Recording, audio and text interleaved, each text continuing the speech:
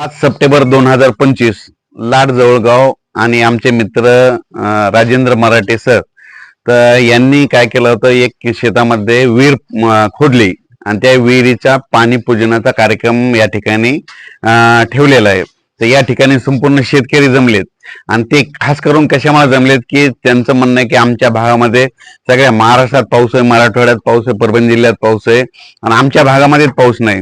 तर मग तिथून काहीतरी तुम्ही सांगावे.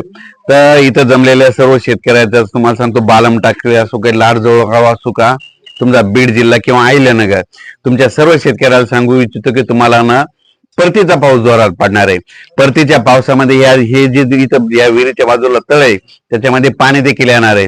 तर तुम्हाला सांगायचं झालं तर 14 सप्टेंबर 15 16 17 ह्या 4 दिवसामध्ये इतका पाऊस पडेल की तुमच्यामध्ये वड्या नाल्याला पाणी येणार आहे. म्हणून हा अंदाज सगळ्यांनी लक्षात द्यायचा. त्याच्यानंतर 25 26 27 सप्टेंबरला एकदा जोराचा पाऊस पडणार आहे. त्याच्यामध्ये आणखीन तुमच्या विहिरीला तळ्याला पाणी येणार आहे.